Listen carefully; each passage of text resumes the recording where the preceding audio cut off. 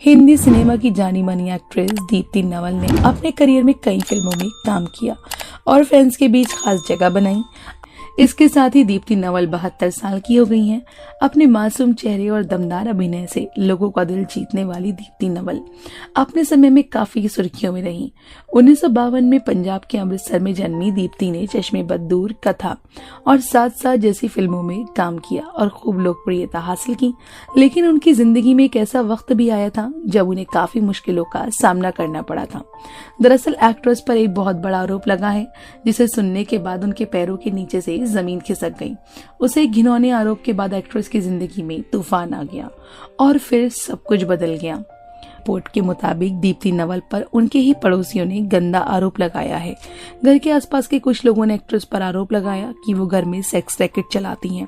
दरअसल दीप्ति अपने अपार्टमेंट में फिल्म चश्मे बददूर 2 का इंटरव्यू दे रही थी, जबकि एक्ट्रेस जिस सोसाइटी में रहा करती थी वही नहीं चाहती थी कि सोसाइटी में ऐसा कुछ हो। उसे रोकने के लिए पड़ोस के लोगों ने उस पर यह आरोप लगाया।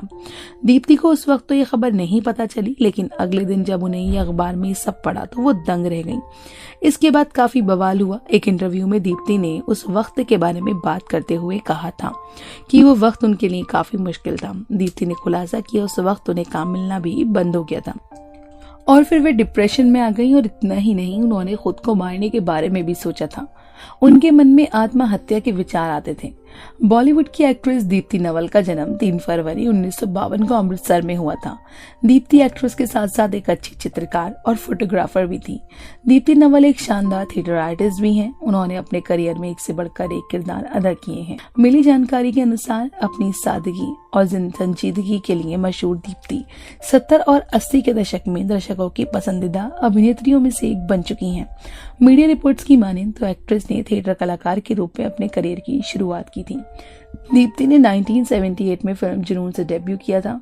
इसके बाद वर्ष 1980 में फिल्म एक बार फिर से उन्हें लीड रोल करने का मौका मिला। इस फिल्म में उनके अभिनय की तारीफ भी हुई।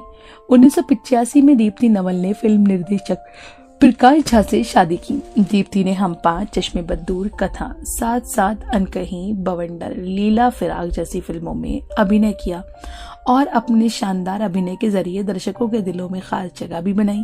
दीप्ति के पिता चाहते थे कि वो एक पेंटर बने। उन्होंने एक थिएटर कलाकार के रूप में अपना करियर शुरू किया। दीप्ति नवल और फारूक शेख की जोड़ी काफी हिट रही थी। दोनों पहली बार दूरदर्शन केंद्र में मिले थे।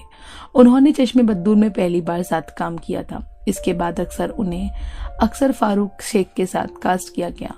80 के दशक में उन्होंने प्यारी लड़की, नेक्स्ट डोर गर्ल, तरह तरह के रोल निभाए। फिल्मों में उनके किरदारों को क्रिटिक्स ने काफी ज्यादा पसंद किया था।